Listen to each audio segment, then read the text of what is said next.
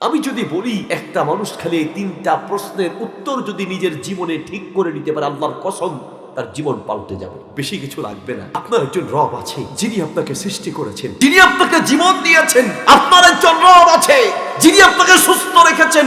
আপনার একজন রব আছে যিনি প্রত্যেকটা মুহূর্তে আপনাকে রিজিক দিচ্ছেন। এই কথা যদি আপনার পরিচয় ঢুকে, আপনি চাইলেও নামাজ ছাড়তে পারবেন না। আপনি চাইলেও নামাজ ছাড়তে পারবেন না। আপনাকে নামাজের জন্য কেউ ডাকতে হবে না। আমাকে নও মুসলিম বলছি, নও মুসলিম, সে বলছে হুজুর ওয়াজে মাহফিলে গেলে সবচেয়ে বেশি ওয়াজ হলো নামাজের ওয়াজ, মসজিদগুলোতে সবচেয়ে বেশি ওয়াজ হলো নামাজের ওয়াজ, ইন্টারনেটে ইউটিউবে ফেসবুকে সবচেয়ে বেশি ওয়াজ হলো নামাজের ওয়াজ। হুজুর আমার মাঝে মাঝে লজ্জা লাগে, মাহফিলগুলোতে যাই নতুন কোনো কথাই খুঁজে পাই না, শুধু নামাজের ওয়াজ আর নামাজের ওয়াজ খুঁজে পাই, আমার খুব লজ্জা লাগে।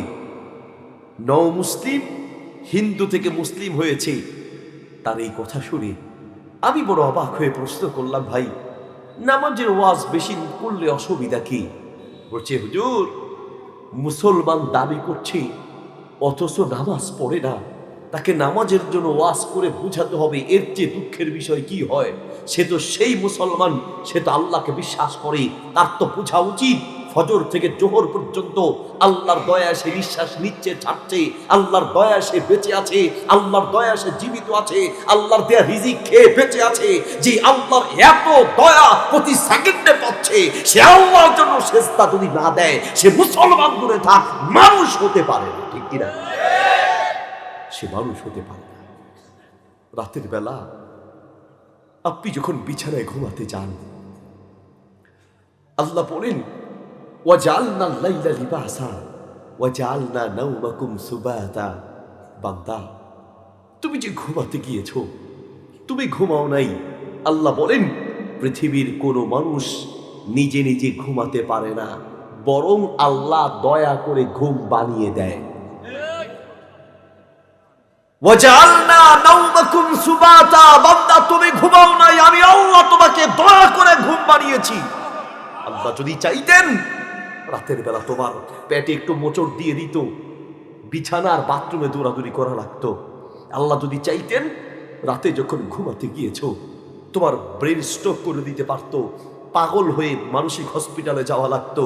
তুমি যখন রাতের বেলা ঘুমাতে গিয়েছো তোমার হার্টে ব্যথা শুরু করে দিতে পারতো, মাথায় ব্যথা শুরু করে দিলে সারা রাতের আরাম হারাম হয়ে যাবে। আল্লাহ বলেন বান্দা আমি আল্লাহ তোমাকে দয়া করে মানসিক শারীরিকভাবে সুস্থ রেখে এত মায়া দয়া করে তোমাকে ঘুম মারিয়ে দিয়েছি। রাতের 10টায় ঘুমাতে গিয়েছো, 10টা 11টা 12টা 1টা 2টা 3টা 4টা 5টা, ও বান্দা আমি আল্লাহ দয়া করে তোমাকে 8 ঘন্টা ঘুম বানিয়ে রেখেছি।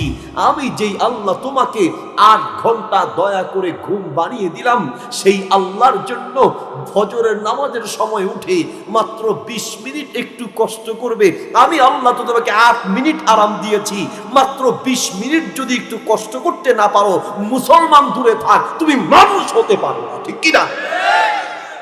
বলো তুমি মানুষ কিনা?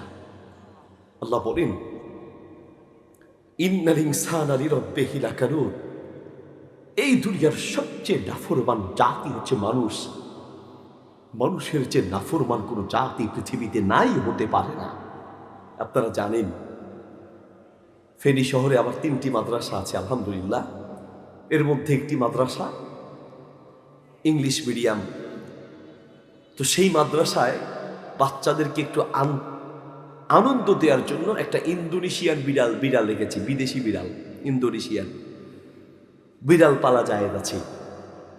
আবু হুরায়রা রাদিয়াল্লাহু তাআলা বিড়াল পালতেন, অনেক সাহাবী বিড়াল পালতেন। তবে সেই ক্ষেত্রে বিড়ালকে ভ্যাকসিন দেয়া এবং বিড়ালের ক্ষতি থেকে বাঁচার জন্য বিভিন্ন ব্যবস্থা গ্রহণ করে বিড়াল লালন পালন করা জায়েজ আছে। তো আমি অফিসে একটা বিদেশি বিড়াল রেখেছি বাচ্চাদেরকে একটু আনন্দ দেওয়ার জন্য। যেই কেউ বিড়ালটার কাছে গিয়ে মাথায় একটু হাত বুলিয়ে দিবেন, আপনার কোলে উঠে বসে থাকবে, একটু আদর করবেন, আপনার পিছে ঘুরঘুর করবে, একটু তাকে মাছ খাওয়াবেন, একটু তার খাবারটা তাকে খাইয়ে দিবেন, সে মালিক চিনতে পারবে। একটা বিড়াল যখন মালিক চিনে তখন মালিকের পিছে ঘুরঘুর করে, মালিক ডাক দিলেই চলে আসে। একটা বিড়াল মালিক চিনে, একটা কুকুর মালিক চিনে, একটা পশু মালিক চিনে, একটা পাখি মালিক চিনে, আর তুমি মানুষ হয়ে তোমার মালিক চিনতে পারো নাই। তোমার চেয়ে নাফরমান পৃথিবীতে কেউ হতে পারে না, তোমার চেয়ে নাফরমান কেউ হতে পারে না। আল্লাহ বলেন, বান্দা, রাত যখন গভীর হয়ে আসে, পৃথিবীর প্রত্যেকটা মানুষ ঘুমিয়ে যায়। সন্তান রেখে মাও ঘুমিয়ে যায়, সন্তান রেখে বাবাও ঘুমিয়ে যায়, স্বামীকে রেখে স্ত্রী ঘুমিয়ে যায়, স্ত্রীকে রেখে স্বামী ঘুমিয়ে যায়, মা বাপকে রেখে সন্তান ঘুমিয়ে যায়। আল্লাহ বলেন, বান্দা, দুনিয়ার সবাই তোমাকে রেখে ঘুমায়। লা তাখুযুহু সিনাতু ওয়ালা নাওম। আমি আল্লাহ তোমাকে রেখে ঘুমাই না, একটু জীবনী পর্যন্ত আমার আসে না। আমি বান্দা তোমার দিকে তাকায়া থাকি। আমি যদি ঘুমিয়ে যাই, তুমি বিপদে পড়লে কাকে ডাকবে? আমি আল্লাহ তোমার দিকে তাকায়া থাকি। বান্দা, তুমি ডাকতে দেরি হবে, আমি আল্লাহ শুনতে দেরি হবে না। আল্লাহু আকবার। একটা বিড়াল তো মালিক চিনে, একটা কুকুর তো মালিক চিনে, আর আপনি এত বড় নাফরমান, এত বড় নিমক-হারাম। মনুষ্যত্ব বলতে আপনার মাঝে নাই ভাই, মনুষ্যত্ব বলতে আপনার মাঝে নাই। আপনাকে যখন নামাজের কথা বলে, আপনি তখন বলেন, হুজুর দোকান করি তো সময় পাই না, হুজুর চাকরি করি তো সময় পাই না, হুজুর ব্যবসা করি তো সময় পাই না, হুজুর কামে কাজে থাকি তো সময় পাই না। কাকে বলছেন সময় পান না? যেই আল্লাহ আপনাকে সময় দিয়েছেন, সেই আল্লাহর জন্য আপনি সময় পান না। আহারে নাফরমান কাকে বলে? বাপ মাত্র 1 লক্ষ টাকা হাতে দিয়ে বলল, বাবা এই 1 লাখ টাকা নে, আমার কাছে জমা ছিল, আমি গোপনে ব্যাংকে রেখে দিয়েছিলাম, এই 1 লাখ টাকা তোকে হাতিয়ে দিয়েছি। টাকাটা ছেলের হাতে দেওয়ার পরে হঠাৎ মনে পড়লো, আহা আমার তো ওষুধের জন্য 10,000 টাকা দরকার। ছেলেকে আবার বলল, বাবা তোকে 1 লাখ টাকা কিছুক্ষণ আগে দিয়েছি, 10,000 টাকা আমাকে দে, আমার ওষুধের জন্য লাগবে। ছেলে তখন বলছে, আব্বা আমার কাছে টাকা নাই, আপনাকে দেওয়ার মতো টাকা নাই। বাবা আমি টাকা দিতে পারবো না, আমার টাকা নাই, আমার অভাব আছে, আমার টাকা নাই। বাবা মাত্র তাকে যে বাবা টাকা দিয়েছে, সেই বাবার জন্য 1 লক্ষ টাকা দেওয়ার পরে যদি মাত্র 10,000 টাকা বাবাকে ফেরত দিতে না পারে, বলেন ও মানুষ হতে পারে কিনা? বলেন ওর মতো অমানুষ দুনিয়ায় আর কেউ হতে পারে কিনা? ঠিক তেমনি তো 24টা ঘন্টা আল্লাহ আপনাকে দিয়েছেন, সুস্থ রেখেছেন, কত ভালো রেখেছেন। মাত্র সারা দিনে 5 ওয়াক্ত নামাজে সর্বোচ্চ 1 ঘন্টা যাবে, 23টা ঘন্টা দুনিয়ার কাজে 1টা ঘন্টা আল্লাহর জন্য দিতে না পারলে আপনি মানুষ হতে পারেন না, ঠিক কিনা? আপনি মানুষ হতে পারেন না। ওয়াজ তো শেষ, কিসের ওয়াজ? এত ঘন্টার পর ঘন্টা বক্তব্য লাগে না তো ভাই? রাত অনেক গভীর হয়েছে, এতটুকু কথা বললেও চলে। যদি হেদায়েত আল্লাহ আপনাকে দিতে চায়, তাহলে এই 10 মিনিটের বক্তব্য আপনার হেদায়েতের জন্য যথেষ্ট, ঠিক কিনা? ঘন্টার পর ঘন্টা বক্তব্য লাগে না তো। খালি নিজের বিবেককে একটু প্রশ্ন করেন। নিঃশ্বাসটা নিলেন, আবার ছাড়লেন, এর উপরে আবার যে নিঃশ্বাস নিতে পারবেন, এদিকে এই নিঃশ্বাস আল্লাহর কাছ থেকে অনুমতি চায়। আল্লাহ যদি খালি বন্ধ করে দেয়, খবরদার বাতাস অক্সিজেন তার নাকের ভিতরে যাবি না, 1 সেকেন্ডে সারা দুনিয়া শেষ হয়ে যাবে, ঠিক কিনা? আপনি এখনো আপনার রব ছিলেন নাই। প্রশ্ন করা হবে, মার রব্বুকা। কবরে গিলেই কাফনের লেখা দেখিয়ে দিবেন, হাতে লিখে যাবেন, উপদেশ দিয়ে যাবেন, আমার একটা কার্ড দিয়ে দিও। অনেক পীর সাহেব মুরিদের কবরের সাথে একটা বই দিয়ে দেয়, নাউজুবিল্লাহ বলেন। ফেরেশতা আসলে ফেরেশতাকে দেখাবে, মুখস্থ করে যাবেন রব্বি আল্লাহ রব্বি আল্লাহ, আর কবরে গিয়ে সুন্দর ফেরেশতাকে প্রশ্নের জবাব দিয়ে দিবেন। এটা মামুর বাড়ির আবদার নয়, বললেই মুখস্থ করলেই কবরে জবাব দেয়া যাবে না। দুনিয়াতে প্রমাণ করতে হবে আপনি আল্লাহকে রব হিসেবে মানেন। কিন্তু আপনি কাকে রব মানছেন? আপনি রব মানছেন আপনার চাকরিকে, আপনি রব বানিয়েছেন আপনার অফিসের অফিসারকে, আপনি রব বানিয়েছেন দোকানদারকে, কাস্টমারকে, আপনি রব বানিয়েছেন আপনার বন্ধুদেরকে। কি হবে? মসজিদে আজান হয়েছে, আল্লাহু আকবার আল্লাহু আকবার, মানে কি? আল্লাহু আকবারু বিন কুল্লি শাইইন। আল্লাহ দুনিয়ার সবকিছুর চেয়ে বড়, আল্লাহ সবকিছুর চেয়ে বড়। আল্লাহর হুকুম সব কিছুর চেয়ে বড়। মসজিদে আজান দিয়ে আপনার কানে ঢুকানো হয়েছে, আল্লাহর হুকুম সব কিছুর চেয়ে বড়। আপনার দোকানদারির চেয়ে বড়, আপনার ব্যবসার চেয়ে বড়, আপনার চাকরির চেয়ে বড়, আপনার অফিসারের চেয়ে বড়, আপনার বন্ধুর চেয়ে বড়, আপনার খেলার চেয়ে বড়, আপনার গল্প গুজবের চেয়ে আল্লাহর হুকুম বড়। সব ছেড়ে আপনি আল্লাহর হুকুমে সাড়া দিয়ে নামাজ পড়তে যাবেন।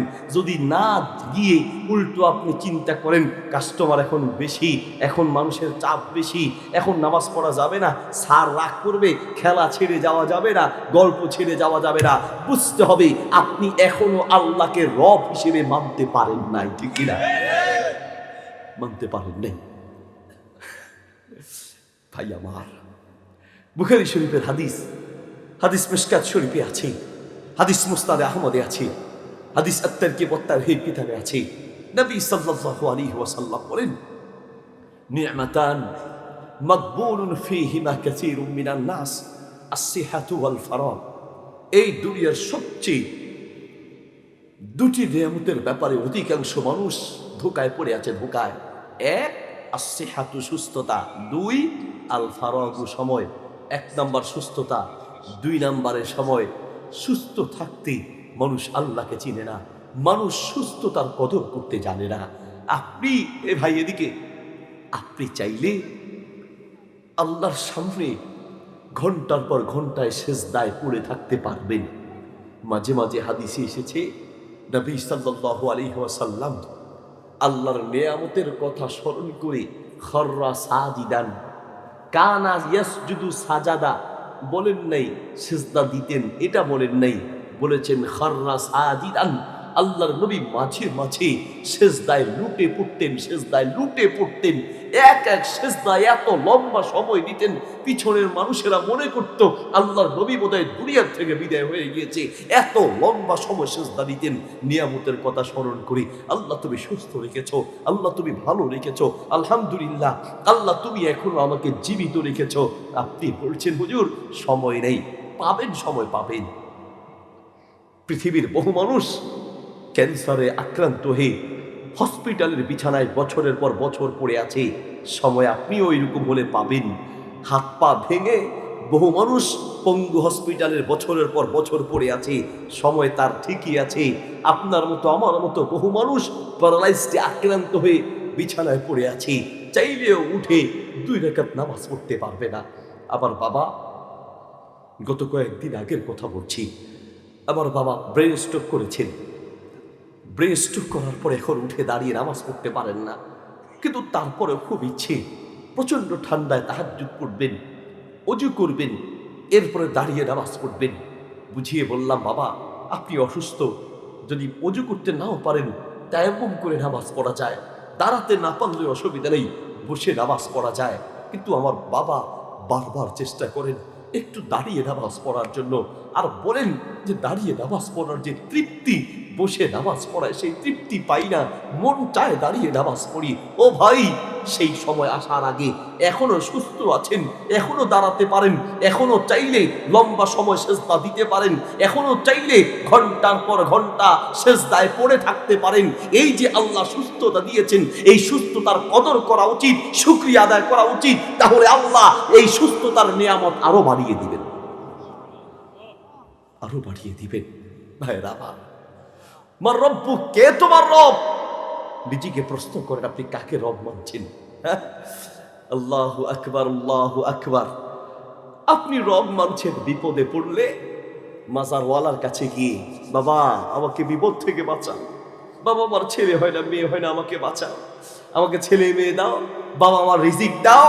আল্লাহর কসম, কোন ব্যক্তি যদি আল্লাহ ছাড়া পৃথিবীর কোন পীর, ওলি, আউলিয়া, গাউস, কুতুব পৃথিবীর কারোর কাছে সাহায্য চায়, তার ঈমান ভেঙে চুরমার হয়ে যাবে। ঠিক কি না? আল্লাহর কসম, তার ঈমান ভেঙে চুরমার হয়ে যাবে। একমাত্র সাহায্য চাইতে হবে কার কাছে? আল্লাহ সুবহানাহু ওয়া তাআলার কাছে। ভালো করে মনে রাখবেন, নবী সাল্লাল্লাহু আলাইহি ওয়াসাল্লামের একটি হাদিস, কলিজা ভেঙে চুরমার করে দেওয়ার মতো হাদিস, কলিজা ভেঙে চুরমার করে দেওয়ার মতো হাদিস। আল্লাহর নবী সাল্লাল্লাহু আলাইহি ওয়াসাল্লাম বলেন, তুসবিহু মুমিনান ওয়া তুমসি কাফিরান। কিয়ামতের আগে এমন একটা যুগ আসবে, সকালে মানুষ ইমানদার থাকবে তো সন্ধ্যায় কাফের হবে। সন্ধ্যায় ইমানদার থাকবে তো সকালে কাফের হবে। সেই যুগ চলছে, সেই যুগ। এই যুগের সবচেয়ে বড় চ্যালেঞ্জ হচ্ছে নিজের ঈমান নিয়ে টিকে থাকতে পারা, ঠিক কিনা? নিজের ঈমান নিয়ে টিকে থাকতে পারা এই দুনিয়ার সবচেয়ে বড় চ্যালেঞ্জ, নিজের ঈমান নিয়ে টিকে থাকতে পারা। ছোটখাটো কোনো গুনাহ যদি হয়ে যায় তাহলে আল্লাহর কাছে মাফ পাওয়া যাবে। হয়তোবা জাহান্নামে গেলেও ঈমান যদি ঠিক থাকে জান্নাত পাওয়ার সম্ভাবনা আছে। কিন্তু আল্লাহর কসম করে বলছি, কোনো কারণে যদি আল্লাহ মাফ করুন, একবার ঈমানটা ভেঙে যায় আর বেঈমান অবস্থায় দুনিয়া থেকে বিদায় হন, আমি আপনার কথা বলছি, আমার কথাও বলছি, আল্লাহু আকবার, আপনার তো কোনো ভয় নেই, কোনো টেনশন নাই। আর আমরা যখন হাদিসগুলো পড়ি আমাদের কলিজা ভেঙে চুরমার হয়ে যায়। ওমর রাদিয়াল্লাহু তাআলা আনহুর মতো এত বড় সাহাবী, আহাদুল মুবাশশিরিনা বিল জান্নাহ, জান্নাতের সুসংবাদ প্রাপ্ত সাহাবী, সেই সাহাবী হুযায়ফা রাদিয়াল্লাহু আনহুকে গিয়ে বলেন, হুযায়ফা একটু আমার জন্য দয়া করো। হুযায়ফা তোমার কাছে আল্লাহর নবী মুনাফিক বেঈমানদের লিস্ট দিয়েছে। ও হুযায়ফা, সেই লিস্টের মধ্যে দেখো আমি ওমরের নাম আছে কিনা, আমি ইমানদার, আমার ঈমান আছে কিনা, আমার নামটা কোনো মুনাফিকদের খাতায় আছে কিনা। হুযায়ফা একটু বলো। এত বড় সাহাবী পর্যন্ত নিজের ঈমানের ব্যাপারে টেনশনে থাকেন। আল্লাহু আকবার। হাদিস এসেছে কোন ব্যক্তি আমল করতে করতে করতে করতে জান্নাতের একদম এক হাত কাছে পৌঁছে যাবে, মানে আর এক হাত গেলেই জান্নাতি হয়ে যাবে। কিন্তু ওই মুহূর্তে এমন কিছু কাজ করে বসবে, ওই একটা কাজ ওই জান্নাতের কাছ থেকে ফিরিয়ে নিয়ে এসে তাকে জাহান্নামী করে ছাড়বে। নাউজুবিল্লাহ বলেন। ভাইরা আমার, এই দুনিয়ার সবচেয়ে বড় চ্যালেঞ্জ, নিত্য নতুন ফিতনা। নতুন এক ফিতনা চলছে, ট্রান্সজেন্ডারের ফিতনা। ট্রান্সজেন্ডার মানে বুঝেন? কিছু যুবক মস্তিষ্ক বিকৃত, রুচি বিকৃত কিছু যুবক তৈরি হয়েছে দেশে, এই দেশের কথা বলছি। কিছু যুবতী, কিছু ছেলে এবং কিছু মেয়ে তৈরি হয়েছে, যাদের দাবি হচ্ছে আমরা ছেলে, মন চেয়েছে তো মেয়ের মতো সাজবে, মেয়ের মতো লিপস্টিক দিবে, মেয়ের মতো আপনার কাপড় চোপড় পরবে, মেয়ের মতো শাড়ি পরবে, নিজেদের নাম প্রয়োজনে চেঞ্জ করবে, শরীফ থেকে শরীফা হবে। হ্যাঁ, এইভাবে মানে ছেলে থেকে মেয়ের নাম ধারণ করবে, তারপরে মেকআপ করবে মেয়েদের মতো। সে ছেলে কিন্তু তার নামও চেঞ্জ করবে, অথবা তার আদর্শ চেঞ্জ করবে, সে প্রয়োজনে আরেক ছেলের কাছে বিয়ে বসবে। ঠিক ওই রকম মেয়েরাও আবার মেয়ে তার মনে চেয়েছে সে ছেলে হয়ে যাবে, নাম মনে চাইলে চেঞ্জ করবে, মনে চাইলে অপারেশন করে অঙ্গ প্রত্যঙ্গ কেটে পুরুষের মতো হয়ে যাবে, পুরুষের মতো প্যান্ট শার্ট পরবে। আর বলছি এটা হলো আমাদের স্বাধীনতা, স্বাধীন দেশে বাস করে, এই জন্য এটা নাকি তাদের স্বাধীনতা। মনে চাইলে পুরুষ সাজবে, মনে চাইলে মেয়ে সাজবে, এর নাম স্বাধীনতা নয়। মনে যা চায় তাই করবে, এর নাম যদি স্বাধীনতা হয় তাহলে এদেশের ডাকাতের স্বাধীনতা চাইবে, এদেশের চোর চুরির স্বাধীনতা চাইবে, ধর্ষক আপনার মেয়েকে ধর্ষণের স্বাধীনতা চাইবে, ঠিক কিনা? স্বাধীনতা হতে পারে না। বুখারী শরীফ হাদিসটি আছে, হাদিস তিরমিজি শরীফে আছে, হাদিস মুস্তাদ আহমদে আছে, মিশকাতে আছে, সহিহুল জামি কিতাবে আছে। নবী সাল্লাল্লাহু আলাইহি ওয়াসাল্লাম বলেন, লানাল্লাহুল মুতাশাব্বিহিনা মিনার রিজালি বিন নিসা ওয়া লানাল্লাহুল মুতাশাব্বিহাত মিনান নিসাই বির রিজাল। যেই সকল পুরুষ মহিলার বেশ ধারণ করবে, মহিলার সাদৃশ্য গ্রহণ করবে, যে সকল মহিলা পুরুষের সাদৃশ্য গ্রহণ করবে, এদের উপরে শুধু আখিরাতে নয় এই দুনিয়াতে আল্লাহ গজব নাযিল করবে, ঠিক কিনা? আল্লাহ গজবের পথ। কাজেই বলছে স্বাধীনতা। আচ্ছা ভাই বলেন, একটা গল্প আপনাকে শোনাই। স্বাধীনতা। মসজিদে এক চোর ঢুকেছে চুরি করতে, মসজিদের লাইট চুরি করে নিয়ে যাচ্ছে। তো মসজিদের যে খাদিম, সে তাকে দেখে ডাক দিল, ইউ আর সরি কিফ, এই চোর এদিকে আসো, লাইট চুরি করছো, ঘটনা কি? ধমক দিচ্ছে। চোরা বলছে, লাস্তু বিসারি, আমি চোর নই, আনা আব্দুল্লাহ, আমি আল্লাহর বান্দা, ওয়াল মসজিদু বাইতুল্লাহ, মসজিদ আল্লাহর ঘর, ওয়াল মিসবাহু মিসবাহুল্লাহ, বাতিও আল্লাহর বাতি। বেশি কথা বলেন কেন? খাদেমকে বলছে এত কথা বলেন কেন? আল্লাহর ঘর আল্লাহর বাতি আর আমি আল্লাহর বান্দা নিয়ে যাচ্ছি, আল্লাহর জিনিস আল্লাহর বান্দা নিচ্ছে, আপনি বাধা দেওয়ার কে? এটা আমার স্বাধীনতা। আল্লাহর ঘরে থেকে আল্লাহর বান্দা হিসেবে আল্লাহর বাতি মনে চাইলে রাখবো, মনে চাইলে নিব, এটা আমার স্বাধীনতা। তো খাদেম বলছে, মাশাআল্লাহ, যে সুন্দর যুক্তি আপনি দিয়েছেন। আচ্ছা একটু দাঁড়ান। পাশে গিয়ে একটা লাঠি নিয়ে আসছে, লাঠি নিয়ে এসে কয়, আল মসজিদু বাইতুল্লাহ, মসজিদ আল্লাহর ঘর, ওয়া আনা আব্দুল্লাহ, আর আমিও কিন্তু আল্লাহর বান্দা, ওয়াল আসা আসাল্লাহ, আর এই লাঠি এটাও আল্লাহর লাঠি, লাঠিও আল্লাহর, ঘরও আল্লাহর, আর আমিও আল্লাহর বান্দা। ওয়াদ-দারবু বিনাল্লাহ, এখন লাঠি দিয়া এমন পিটান শুরু করবো, সব পিটানি আল্লাহর পক্ষ থেকে আসবে। তোমার যেমন চুরির স্বাধীনতা আছে, আমার তেমন মাইরের স্বাধীনতা আছে, ঠিক কি না? রে ভাই আমার, কি দিয়ে বুঝাবো? আল্লাহর কসম, কোন ব্যক্তি যদি এইরকম পুরুষ মহিলা সাজবে, মহিলা ইচ্ছাকৃত পুরুষ সাজবে, এই ব্যবস্থাকে কেউ যদি সমর্থন করে, সাপোর্ট করে, তাদের ঈমান ভেঙে চুরমার হয়ে যাবে, ঠিক কি না? ভেঙে চুরমার হয়ে যাবে। কবরে যদি যেতে হয়, যেতেই হয় আপনাকে, বিশ্বাস যদি থাকে আপনাকে মাটির তলে ঢুকতে হবে, কিয়ামতের মাঠে আল্লাহর সামনে দাঁড়াতে হবে যদি বিশ্বাস থাকে। হাত ধরে বলছি, কলিজার ভাই, কলিজা থেকে বলছি, বিশ্বাস করুন, আপনার ঈমানের ব্যাপারে সতর্ক থাকুন। ঈমানের ব্যাপারে নবী সাল্লাল্লাহু আলাইহি সাল্লাম বলেছেন, মিশকাত শরীফে হাদিসটি আছে, আত-তারগিব ওয়াত-তারহিব কিতাবে আছে, কিয়ামতের আগে কাল কাবিদি আলাল জামার, হাতে জ্বলন্ত আগুন ধরে রাখতে যেমন কষ্ট হয়, নিজের ঈমান নিয়ে টিকে থাকা ঠিক তেমন কষ্ট হবে। সেই যুগ আসবে না, এসেছে। যতই কষ্ট হোক, নবী সাল্লাল্লাহু আলাইহি সাল্লাম বলেন, বুখারী শরীফে হাদিসটি আছে, হাদিসটি সিলসিলা সহিহার মাঝে আছে, হাদিসটি সহিহুল জামি কিতাবে আছে, আত-তারগিব ওয়াত-তারহিব কিতাবে আছে। আল্লাহর নবী বলেন, আসাদুন নাসি বালাআন আল আম্বিয়া ফাল আমসাল সুম্মাল আমসাল। আল্লাহর নবী বলছেন, এই দুনিয়ার সবচেয়ে বেশি বিপদ হয়েছে, সবচেয়ে বেশি নির্যাতিত যারা হয়েছেন তারা হচ্ছে নবী আর রাসূলগণ। ফাল আমসাল সুম্মাল আমসাল, যার আদর্শ নবীর আদর্শের সাথে যত বেশি মিলবে, সে তত বেশি নির্যাতিত হবে, সে তত বেশি বিপদগ্রস্ত হবে।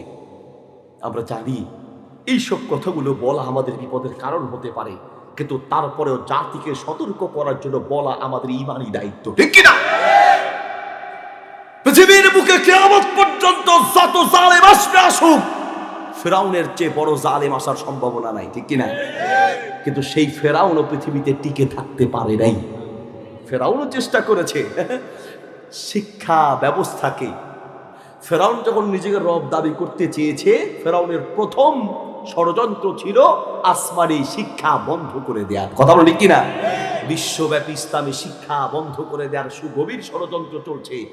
ঈমান রক্ষা করা অনেক কঠিন, কিন্তু সেই ফেরাউনের ঘরের স্ত্রী, ফেরাউনের স্ত্রী আসিয়া প্রমাণ করে দিয়েছেন, মুসলমানদের জীবন নেওয়া যায়, মুসলমানদের প্রাণ নেওয়া যায়, মুসলমানদেরকে শহীদ করা যায়, মুসলমানদের ঈমান নেওয়া যায় না, ঠিক কিনা?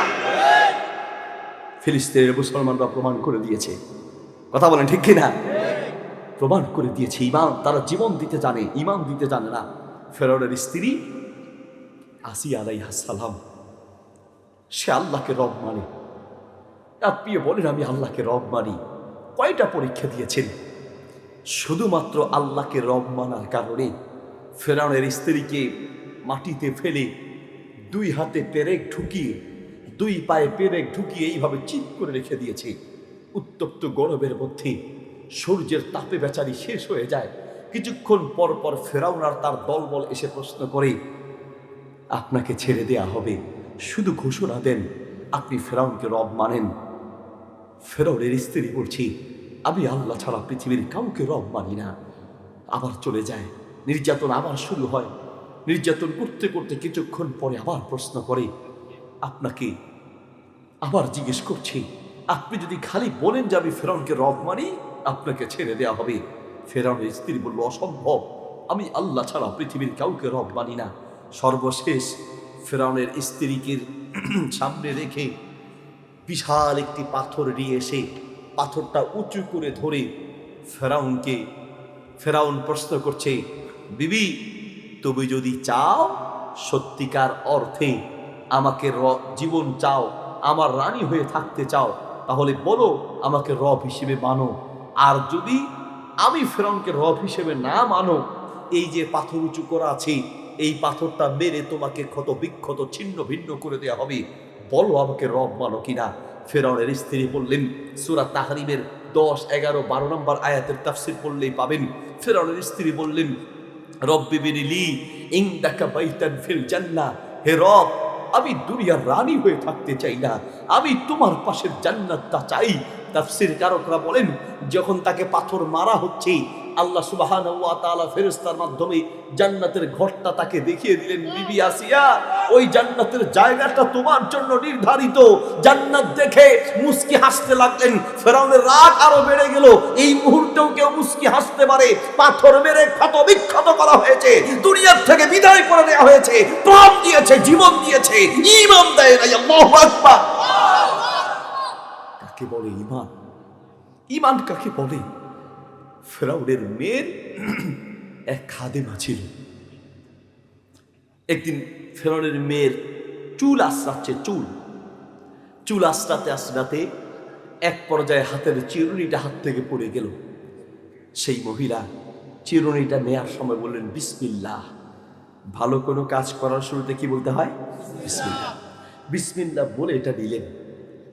নেয়ার সময় ফেরাউনের মেয়ে শুনে বলছে, বিইসমি আবি, আল্লাহ বলতে কি আমার বাবাকে বুঝাচ্ছ? আমার বাবাকে বলছো? বলছে লা বিইসমি রব্বি ওয়া রব্বিকি ওয়া রব্বি আবিকি, আমি তোমার বাবা এবং আমার রব, তোমার বাবার রব সেই আল্লাহর নামে তুলেছি। বলছে তুমি কি আমার বাবাকে রব মানো না? বলছে না, আমি ফেরাউনকে রব মানি না। তাই নাকি? তাহলে আমি আমার বাবাকে বলে দিব। বলছে সেটা তোমার ইচ্ছা, বলতে পারো, অসুবিধা নেই। ফেরাউনকে জানানো হলো। সেই খাদেমাকে নিয়ে এসে প্রশ্ন করলো, তুমি কি আমাকে রব মানো না? বলছে না, আমি আমার আল্লাহকে রব মানি, আল্লাহ ছাড়া পৃথিবীর কাউকে রব মানি না। বলছে তাহলে তোমাকে আমি দুনিয়ার থেকে বিদায় করে দিব। বলছে যা ইচ্ছা করতে পারেন, আমার মুখ দিয়ে আপনি রব এই কথা বের করতে পারবেন না, তোমার সন্তানদেরকেও শেষ করব, যা ইচ্ছা করতে পারেন। মহিলাটাকে নিয়ে এসে, ছেলেগুলোকে নিয়ে এসে তার সামনে একটা বিশাল পাতিলের মধ্যে তেল গরম করা হলো। উত্তপ্ত তেল টকবক টকবক করছে। তখন ফেরাউন মহিলাটাকে দেখিয়ে বলছি, এক একটা ছেলেকে আমরা ওখানে ফেলে শেষ করে দিব, বলো আমাকে রব মানো কিনা। মহিলা বলছে, ইমানদার যার কলিজায় ঈমান ঢুকেছে, যে আল্লাহকে রব হিসেবে সত্যিকার মানতে পেরেছে, জীবন দিতে জানে, ঈমান দিতে জানে না, এক একটা বাচ্চাকে সামনে নিয়ে যায় পাতিলের সামনে, আর মহিলাকে প্রশ্ন করে, হয় বলো যে আল্লাহ ছাড়া কাউকে রব মানি না। বাচ্চাটাকে সে তেলের মধ্যে ছেড়ে দিয়েছে, পুরো শরীর ভেজে একবার গোস্ত থেকে হাড্ডি আলাদা হয়ে সাথে সাথে পানিতে মিশে গিয়েছে। এরপরে দ্বিতীয় বাচ্চা, তৃতীয় বাচ্চা, যতগুলো সন্তান ছিল সবগুলোতে পানিতে, গরম পানিতে ঢেলে, তেলে ঢেলে শেষ করে দিয়েছি। সর্বশেষ একটা মাত্র শিশু বাচ্চা কুলের মধ্যে ছিল। সেই শিশু বাচ্চাটাকে যখন টান দিয়েছি, মায়ের মন তো এতক্ষণ পর্যন্ত খুব দৃঢ় শক্ত ছিল। কলিজার টুকরা দুধের বাচ্চাকে যখন টান দিয়েছি, মায়ের কলিজা ছ্যাদ করে থরথর করে কাঁপতে লাগলেন, চোখের পানিতে বুক ভেসে যেতে লাগলো। বাচ্চাটার দিকে তাকায়া থাকলেন, মা একটু থরথর করে কাঁপছে, সম্ভবত হয়তো বা দুর্বল হয়ে যেতে পারে। আল্লাহ সুবহানাহু ওয়া তাআলা সেই দুধের বাচ্চার মুখ খুলে দিলেন। বাচ্চা চিৎকার দিয়ে বলছে, মা ইন্না আযাবাদ দুনিয়া আহওয়ানু মিন আযাবিল আখিরাহ, মা আখিরাতের আযাবের তুলনায় দুনিয়ার আযাব কিচ্ছু নয়। মা এই দুনিয়ার আযাব সামান্য, এর বিনিময়ে জান্নাত পাবে। আখিরাতকে চিন্তা করো, দুনিয়ার টেনশন নাই। সাথে সাথে বললেন, বাচ্চা নিয়ে যাও, আমাকে নিয়ে যাও, আল্লাহ ছাড়া কাউকে রব মানি না। আল্লাহু আকবার। আমি আল্লাহ ছাড়া পৃথিবীর কাউকে রব মানি না। পৃথিবীতে ইবনে আব্বাস রাদিয়াল্লাহু তাআলা আনহু বলেন, এক রাওয়ায়াতে 4টি বাচ্চা, দুধের বাচ্চা কথা বলেছেন। পৃথিবীতে 4টি দুধের বাচ্চা কথা বলেছেন। এর মধ্যে একটা বাচ্চা হলো ঈসা আলাইহিস সালাম, শিশুবেলাতেই কথা বলেছেন। 2 নম্বর হচ্ছে সাহিবু জুরাইজ, জুরাইজের সময়ের এক বাচ্চা। 3 ইউসুফ আলাইহিস সালামের পবিত্রতার বর্ণনার ব্যাপারে এক শিশু বাচ্চা সাক্ষী দিয়েছেন। 4 নম্বর হলো ফেরাউনের মেয়ের এই খাদেমার দুধের বাচ্চা। আল্লাহ দুধের বাচ্চার মুখ খুলে দিয়েছেন। প্রিয় ভাই বাবা, কিন্তু ফেরাউন যতই নির্যাতন করেছে, জুলুম করেছে, টিকে থাকতে পেরেছে না? পেরেছে, টিকে আছে। এখন পর্যন্ত ফেরাউনের লাশ মিশরের জাদুঘরে পাওয়া যায়। ফেরাউনের নাম আপনারা শুনেছেন? চীনের ফেরাউন কি? ফেরাউনের নাম হয়তো শুনেন নাই। ফেরাউনের আসল নাম কি বলেন তো? ফেরাউনের নাম কিন্তু ফেরাউন নয়। ফেরাউন হচ্ছে একটা উপাধি। মিশরের যত তার জমানার যারাই বাদশাহ ছিলেন প্রত্যেকের উপাধি ছিল ফেরাউন। ফেরাউনের আসল নাম ছিল মানিফতা অথবা মারনিফতা। মানিফতা ছিল তার আসল নাম। আমরা ফেরাউন নামেই পরিচিত, কোরআনে তাকে ফেরাউন হিসেবে উপাধি নাম দিয়ে বলা হয়েছে, মূলত তার নাম হচ্ছে মানিফতা। এই ফেরাউনের লাশ পাওয়া গিয়েছে 1907 সালে, শত শত বছর পরে, পানিতে ডুবার শত শত বছর পরে তার লাশ পাওয়া গিয়েছে। তার এই লাশটা মিশরে জাদুঘরে রাখা হলো। 1981 সালে তার এই লাশ গবেষণার জন্য ফ্রান্সে পাঠানো হলো। ফ্রান্সের একদল গবেষক তার লাশ নিয়ে গবেষণা করছে। ঘটনা কি? পৃথিবীর প্রত্যেকটা মানুষের লাশ 2-4 দিন গেলেই ধ্বংস হয়ে যায়, কিন্তু এই লাশটা এত বছরের পর বছর তারপর এটা অক্ষত রয়েছে, কোনো পচে নাই, গলে নাই। কারণটা কি? তারা গবেষণা করার জন্য নিয়েছে। সেই গবেষক দলের টিম ছিল একজন অমুসলিম প্রধান, যিনি ছিলেন, তার নাম ছিল doctor Morris Bucaille. Doctor Morris Bucaille তার লাশকে নিয়ে গবেষণা করছেন। সমস্ত বিজ্ঞানীরা গবেষণা করার পরে প্রথম তাদের গবেষণায় ধরা পড়েছে ফেরাউন মারা গিয়েছে পানিতে ডুবে, নোনা পানিতে ডুবে, সমুদ্রে ডুবে। তার প্রমাণ, তার শরীরে লবণাক্ত লবণ পাওয়া গিয়েছে। তারা এবার একটা সম্মেলন, একটা আলোচনা বৈঠক করে সেই বৈঠকে গবেষণার থিসিস পেশ করছি যে আমরা এতটুকু শিওর ফেরাউন মারা গিয়েছে পানিতে ডুবে, আমরা আমাদের গবেষণায় সেটা পেয়েছি। একজন ব্যক্তি দাঁড়িয়ে বলছে এটাতে গবেষণা করে পাওয়ার কি আছে? মুসলমানরা তো বহু আগ থেকেই বলে ফেরাউন পানিতে ডুবে পড়েছে। ডক্টর মরিস বুকাইলি বলল অসম্ভব, মুসলমানরা যাবে কোত্থেকে, জানবে কোত্থেকে? এখানে আমরা গবেষণা করেছি, আমরা সারা পৃথিবীর কেউ জানার কথা নয়। একজন লোকটা বলল মুসলমানদেরকে জিজ্ঞেস করেন, তারা সবাই জানে ফেরাউন মরেছে পানিতে ডুবে। বলছে অসম্ভব, এটা তো আমরা গবেষণা করলাম। বলল আপনি মুসলমানদের সাথে কথা বলে দেখেন। এরপরে তিনি সৌদি আরবে গেলেন সফর করে। সৌদি আলেমদেরকে ডেকে বললেন ফেরাউনের লাশ সম্পর্কে জানতে চাই, ফেরাউনের ব্যাপারে নাকি আপনাদের ধর্মগ্রন্থে আছে সে পানিতে ডুবে মরেছে, এমন কোনো তথ্য কি আপনাদের কিতাবে আছে? আপনারা তো জানার কথা নয়। 1400 বছর আগে যেই যুগে গবেষণার কোনো সিস্টেম ছিল না, যন্ত্রপাতি ছিল না, সেই যুগের মরুভূমির মানুষ কি করে জানবে? তখন একজন মুসলিম আলিম তিনি একটা কোরআন নিয়ে এসে কোরআনের ইংরেজি অনুবাদ করা সূরা ইউনূসের 92 নম্বর আয়াত খুলে দিয়ে বললেন ফেরাউন পানিতে ডুবে মরেছে। এই কথা তো কোরআনে আছেই, সাথে এই কথাও আছে ফালইয়াউমা নুনাজ্জিকা বিবাদানিকা, আল্লাহ বলেছেন ফেরাউন আমি তোমাকে অক্ষত রেখে দিব, শুটকি বানিয়ে রেখে দিব, তুমি নষ্ট হবে না, পচবে না, গলবে না, তোমাকে আমি অক্ষত রেখে দিব।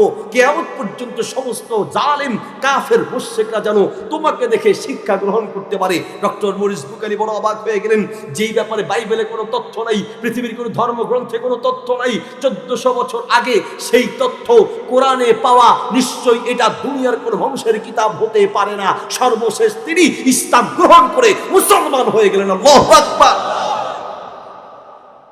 ভাই রাফা, ঈমান দেওয়ার মালিক কে? আল্লাহ। অনেক বহু ডক্টর মরিস বুকাইলি বলছেন যে আমি কোরআন নিয়ে গবেষণা শুরু করেছিলাম, কোরআনের আর কোনো ভুল তথ্য পাওয়া যায় কিনা, আয়াত পেয়ে ইসলাম গ্রহণ করি নেই। আমি আরো গবেষণা করলাম, 10 বছর পর্যন্ত কোরআন নিয়ে গবেষণা করে একটা বই লিখেছেন। কোরআন, বিজ্ঞান ও বাইবেল, এই 3টি বিষয়ের একটা বই লিখেছেন, যেই বই পড়ে অসংখ্য অমুসলিম ইসলাম গ্রহণ করেছেন। ডক্টর মরিস বুকাইলি সুবহানাল্লাহ ইসলাম গ্রহণ করলেন। বললেন আমি কোরআন পড়া শুরু করেছি কোরআনের ভুল ধরার জন্য, কিন্তু আল্লাহ উল্টো আমাকে এমন হেদায়েত দিলেন আমি কোরআনের বিপক্ষের লোক কোরআনের পক্ষে চলে এসেছি। আল্লাহু আকবার। আপনারা জানেন ভারতের মাটিতে কিছুদিন আগে রাম মন্দির স্থাপিত হয়েছে। এই রাম মন্দির ছিল, এই জায়গায় ছিল মুসলমানদের কলিজার টুকরা মসজিদ, বাবরি মসজিদ। এই বাবরি মসজিদ ভেঙেছে যিনি সর্বপ্রথম এই বাবরি মসজিদের ভেঙে ইট নিয়েছেন মুসলমানদের প্রতি বিদ্বেষ স্বরূপ। বাবরি মসজিদে উঠে সর্বপ্রথম বাবরি মসজিদের উচ্চ চূড়ায় প্রথম যে আঘাত করেছিলেন তার নাম ছিল বলবীর সিং। এই বলবীর সিং বেশি দিন যায় নাই, মসজিদ ভাঙার 6 মাস পরে ইসলাম গ্রহণ করলেন। যিনি ছিলেন মুসলমানদের শত্রু, মসজিদের শত্রু, সর্বশেষ আল্লাহ তাকে এমন হেদায়েত দিলেন, ইসলাম গ্রহণ করে মুসলমান হলেন এবং তিনি সিদ্ধান্ত নিলেন আমি মসজিদ ভেঙে মুসলমানদের কলিজায় যে আঘাত দিয়েছি, আল্লাহর যে বিরুদ্ধাচারণ করেছি, আমি এবার মসজিদ নির্মাণের কাজে আত্মনিয়োগ করব। মৃত্যুর আগে 2021 সালে মারা গিয়েছেন। মৃত্যুর আগে এই একজন ব্যক্তি নিজে একা 91টা মসজিদ একাই প্রতিষ্ঠা করেছেন। আল্লাহু আকবার। তাকে লাগিয়েছে মসজিদ ভাঙার কাজে, আর আল্লাহকে লাগিয়ে দিলেন মসজিদ প্রতিষ্ঠার কাজে। ভেঙেছে একটা, গড়েছে 91টা। আল্লাহু আকবার। ভাই বাবা, সবাই খুব বেশি নেই, প্রশ্ন উত্তরে যেতে হবে। মা রব্বুক, প্রশ্ন করা হবে তোমার রব কে? আপনি বলবেন রব্বি আল্লাহ। দুনিয়ায় আপনাকে প্রমাণ করতে হবে যে আপনি আল্লাহকে রব মানেন। দুনিয়ার চাল চলনে কোথায় বার্তায় আল্লাহ ছাড়া পৃথিবীর কাউকে রব মানেন না, এটা আপনাকে প্রমাণ করে দিতে হবে। বিপদে পড়েছেন, দুনিয়ার কারো দুয়ারে যাওয়ার দরকার নেই, আল্লাহর কাছে যান। আল্লাহর কাছে সাহায্যের দরকার, আল্লাহর কাছে যান। প্রথম আসমানে এসে প্রতি রাতে আল্লাহ ডাকেন, হালবে মুস্তাগফিরিন ফাগফির লাহু, হালবে মুস্তারজিকিন ফারযুক লাহু। বান্দা কি লাগবে বলো আমাকে, আমার কাছে বলো। বান্দা তুমি চাইতে দেরি হবে, আমি আল্লাহ দিতে দেরি হবে না। আল্লাহু আকবার। আল্লাহর কাছে সবচেয়ে সাহায্য পাওয়ার বড় মাধ্যম হলো শেষ রাতে চাওয়া, তাহাজ্জুদের নামাজে চাওয়া, সিজদায় পড়ে চাইবেন। রাজি আছেন ইনশাআল্লাহ? 1 নাম্বার রব্বি আল্লাহ জবাব দিতে হলে দুনিয়া আল্লাহকে রব মানতে হবে। নাম্বার 2 নাম্বার ওয়ামা দিনুকা, তোমার ধর্ম কি? দিন ইয়াল ইসলাম, আমার ধর্ম ইসলাম। আর নবীকে মুহাম্মদ সাল্লাল্লাহু আলাইহি ওয়াসাল্লাম নবী। এই প্রশ্নের উত্তর দিতে হলে দুনিয়ায় আপনার প্রত্যেকটা কাজে ইসলামী বিধান আর নবীর সুন্নত তরিকা মতো চলতে হবে, ঠিক কিনা ভাই? আপনি দেখেন, শুধুমাত্র 1 গ্লাস পানি আপনি খাবেন, 1 গ্লাস পানি। এই 1 গ্লাস পানি খাওয়ার ক্ষেত্রে ইসলামের কতগুলো বিধান আপনি লঙ্ঘন করছেন, কতগুলো সুন্নাহ পদ্ধতি আপনি বর্জন করছেন, আপনি কল্পনাও করতে পারেন নাই। আপনি মনে করছেন আমি নবীর উম্মত, দাবি করা সহজ। আপনি ইসলামের অনুসারী, দাবি করা সহজ, কিন্তু জীবনে ইসলামকে আর নবীর সুন্নতকে বাস্তবায়ন করা অত সহজ নয়, ঠিক কিনা? আপনি দেখেন, শুধুমাত্র কেবলমাত্র এই 1 গ্লাস পানি খেতে গিয়ে আপনি কতগুলো বিধান লঙ্ঘন করছেন। নাম্বার 1, পানি খাওয়ার সময় পানি ধরতে হয় ডান হাতে। কোন হাতে ধরতে হয়? হয় নাই, জবাব হয় নাই। কষ্ট করে মাঝে মাঝে একটু আপনারা কথা বলতে হবে। যদি আপনারা কথা না বলেন, আওয়াজ না দেন, তাহলে আমাদের আওয়াজ হবে না। কোন হাতে? তালে তালে বলেন। আমার বাচ্চাদেরকে আমাদের মাদ্রাসায় পড়ানোর একটা কৌশল হলো, টিচারদেরকে আমি ট্রেনিং দিই যে আমাদের মাদ্রাসার ছাত্রদেরকে পড়াবেন তালে তালে। তালে তালে পড়ালে এই পড়াটা সহজে ভুলে না, মানে কলিজার ভিতরে ঢুকে। এই জন্য তালে তালে পড়তে হবে। কোন হাতে? হয় নাই, কাশি দেন। কোন হাতে? আরো জোরে। তাহলে আপনি একটু পানি খাবেন, কোন হাতে খাবেন? ডান হাতে নাকি বাম হাতে? আমি 10 বছর আগের কথা বলছি। মাহফিলে গিয়েছিলাম মালদ্বীপ মাহফিলে যাব তো শ্রীলঙ্কা এয়ারপোর্টে নামলাম। প্রথমে শ্রীলঙ্কাতে গেলাম। শ্রীলঙ্কায় একজন আলেম বললেন, হুজুর এই এয়ারপোর্টে কয়েকজন শিক্ষিত লোক পানি খাচ্ছে দাঁড়িয়ে দাঁড়িয়ে, আবার খাচ্ছে বাম হাতে, অথচ পানি খেতে হবে কোন হাতে? ডান হাতে।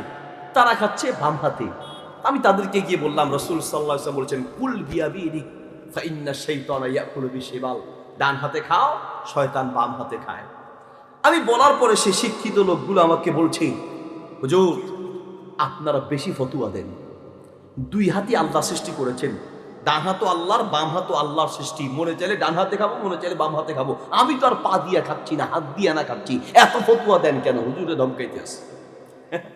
হুজুর তখন বললেন, আচ্ছা ভাই ঠিক আছে, আর ধমকায় লাভ নাই, আমার একটা প্রশ্নের জবাব দেন। হুজুর একটু দূরে গিয়ে জিজ্ঞেস করলেন, আপনাদের পড়ালেখা কি ভাই?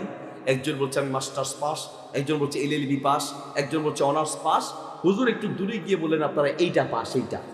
এই বৃদ্ধাঙ্গুল দেখায় বলেন আপনারা এইটা পাস।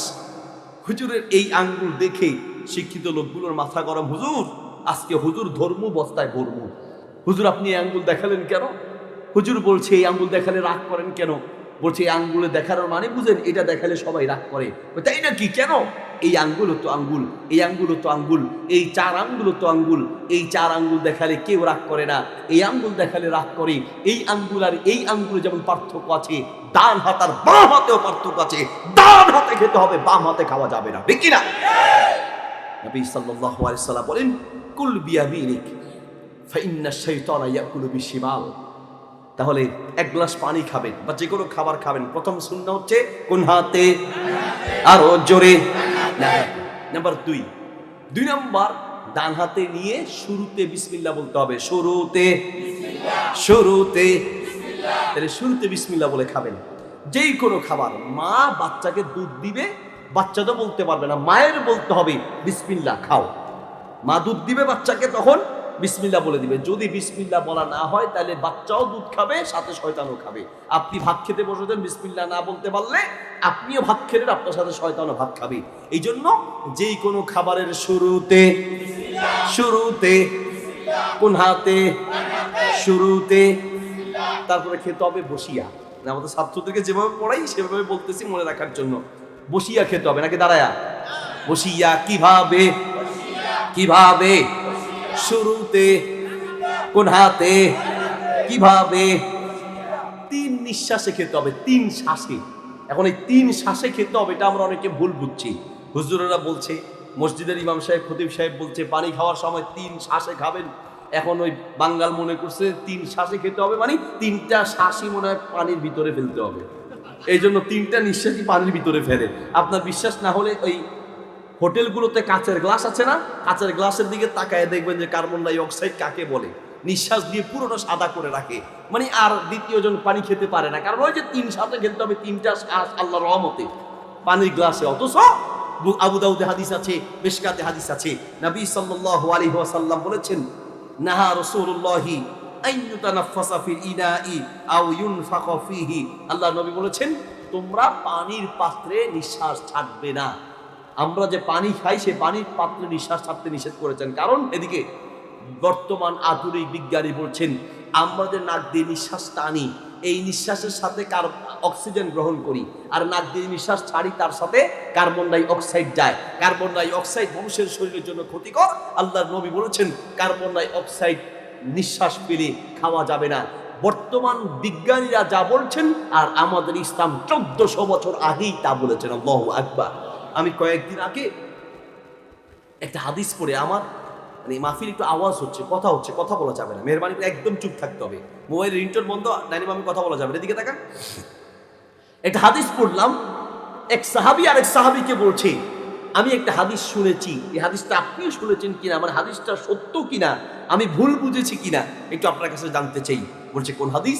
হাদিসটি হলো রাসূল সাল্লাল্লাহু আলাইহি ওয়াসাল্লাম বলতেন, খালি পায়ে মাটিতে হাঁটার জন্য, মাটিতে যেন খালি পায়ে মাঝে মাঝে হাঁটে। ওই সাহাবী বলল, হ্যাঁ আমি ওই হাদিস শুনেছি। আমি হাদিসটা শুনে বড় অবাক হয়ে গেলাম। রাসূল সাল্লাল্লাহু আলাইহি ওয়াসাল্লাম খালি পায়ে মাটিতে হাঁটতে বলেছেন। নিশ্চয়ই রাইফেলের গুলি মিস হতে পারে, আল্লাহর নবীর কোনো কথা মিস হতে পারে না। প্রত্যেকটা কথায় কোনো না কোনো হিকমত আছে, ঠিক কি না? যেহেতু আল্লাহর নবী বলেছেন খালি পায়ে হাঁটার জন্য, মাঝে মাঝে অবশ্যই এখানে কোনো না কোনো কারণ আছে। ইন্টারনেটে সার্চ দিলাম, বিজ্ঞানীরা কি বলে খালি পায়ে হাঁটার ব্যাপারে, মাটিতে খালি পায়ে হাঁটলে কোনো উপকারিতা আছে কিনা।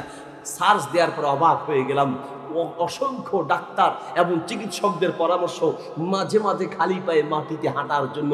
এতে করে রক্তের চলাচল ঠিক থাকে, এতে করে শরীরের অনেক রোগ থেকে মুক্তি পাওয়া যায়। খালি পায়ে মাটিতে হাঁটলে উপকারিতা আছে।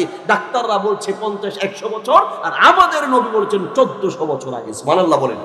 বুঝেন বা না বুঝেন, ইসলামের প্রত্যেকটা বিধানের মাঝেই মানবতার কল্যাণ আছে। বর্তমান আধুনিক বিজ্ঞানীরা বলছি, রাতে ঘুমানোর সময় বাতি নিভিয়ে ঘুমাবেন, অন্ধকার করে ঘুমাবেন, ড্রিম লাইট জ্বালিয়ে ঘুমানো, বাতি জ্বালিয়ে ঘুমানো, এটা চামড়ার বিভিন্ন রোগ, ব্রেন স্ট্রোক এবং ব্রেনের অনেকগুলো রোগের কারণ। ঘুমের অতৃপ্তির বড় একটা কারণ হচ্ছে বাতি জ্বালিয়ে ঘুমানো। আল্লাহ বলেন ওয়াজআলনাল লাইলা লিবাসা ওয়াজআলনা নাওমাকুম সুবাতা, বান্দা আমি ঘুমকে রাতকে অন্ধকার করে দিয়েছি যাতে করে তোমার জন্য আরামদায়ক ঘুম হয়, আর ঘুমকে দিয়েছি ক্লান্তি দূরীকরণ। কাজেই ক্লান্তি দূরীকরণ পরিপূর্ণ তৃপ্তি সহকারে ঘুম যদি পেতে হয় বাতি বন্ধ করে ঘুমাতে হবে। বিজ্ঞানীরা বলছেন বর্তমানে, আর আমাদের নবী 1400 বছর আগে বলেছেন আতফি ইসরাজ, ঘুমানোর আগে বাতি বন্ধ করে ঘুমাও। তাহলে পানি যে খাবো সে পানির ভিতরে নিঃশ্বাস ছাড়া যাবে না, খেতে হবে 3 শ্বাসে, ওই 3টা শ্বাসই ফেলতে হবে গ্লাসের বাহিরে। তাহলে কয় শ্বাসে? কয় শ্বাসে? কয় শ্বাসে? কিভাবে? বসিয়া কিভাবে? কিভাবে? শুরুতে। শুরুতে কোন হাতে? কোন হাতে? শেষে আলহামদুলিল্লাহ, খাবারের শেষে আলহামদুলিল্লাহ বলতে হবে। দেখেন এই যে আজকে কয়টা বললাম, নাম্বার 1 শুরুতে, কোন হাতে, কিভাবে, কয় শ্বাসে, শেষে। শেষে আলহামদুলিল্লাহ, শেষে বিসমিল্লাহ না, শুরুতে বিসমিল্লাহ, শেষে আলহামদুলিল্লাহ। তাহলে শেষে এই যে 5টা সুন্নতের কথা বললাম, 5টার একটাও মানি না এমন বহু মুসলমানের দেশে আছে, ঠিক কিনা? ওয়াবা দিনুক, তোমার ধর্ম কি?